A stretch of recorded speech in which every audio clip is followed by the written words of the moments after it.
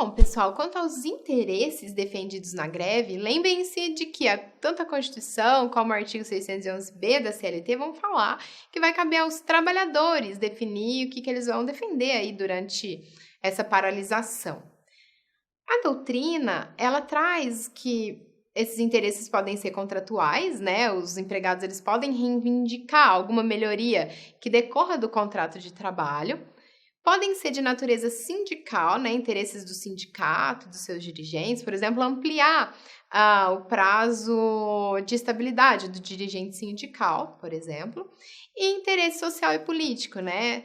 De natureza econômica e social, por exemplo, o aumento de salário. Bom, a greve, para que ela seja lícita, ela deve cumprir alguns requisitos. Apesar de ser um direito constitucional, ela deve cumprir esses requisitos, né? Sob pena de ser configurada como greve abusiva. Então, nós teremos a convocação e a realização de uma Assembleia Geral. Antes de paralisar, os empregados devem tentar negociar de forma amigável com o empregador.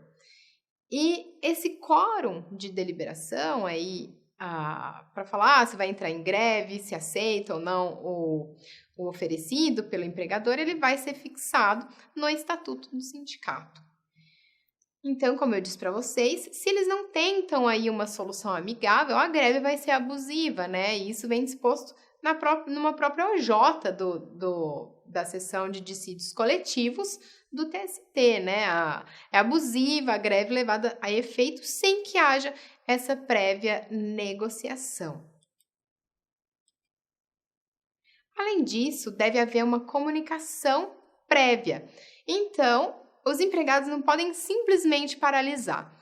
Houve essa tentativa de negociação, todavia, os empregados e os empregadores, né, o sindicato dos empregados, porque para que haja greve deve haver representação, né, dos sindicatos.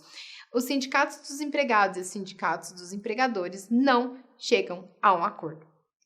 Os sindicatos dos empregados decidem que eles vão parar.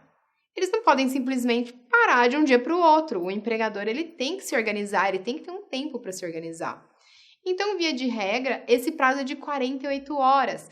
Então, eles avisam, depois de 48 horas, eles podem paralisar suas atividades. Caso se trate de uma atividade essencial, né, por exemplo, na área de saúde, esse período ele sobe para 72 horas, né? Isso porque demanda desse empregador uma maior organização, né? Ele precisa se organizar para que esses empregados de uma atividade essencial, necessária aí para a população, não seja prejudicada. E tem a necessidade também de manutenção do maquinário. Vamos supor que existe uma empresa que ela não pode parar, né? Existe uma parte da empresa que trabalha com, sei lá, produtos perecíveis, e aí o pessoal da refrigeração não pode parar, porque senão tudo vai estragar, né? E vai causar um prejuízo de enorme monta aí para o empregador. Deve haver aí a manutenção, pelo menos em parte, desse maquinário para que não haja prejuízos. Para que exista essa manutenção, vai haver um acordo, né, entre empregado ou empregador, né, os sindicatos, para ver o quanto que vai parar, o quanto que vai continuar. Isso tudo via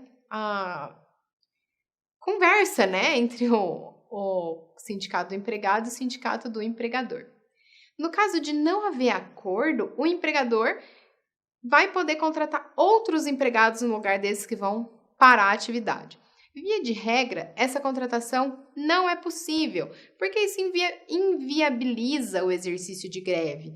Se eu tenho empregados que paralisam as atividades, um dos objetivos é causar algum desconforto para esse empregador.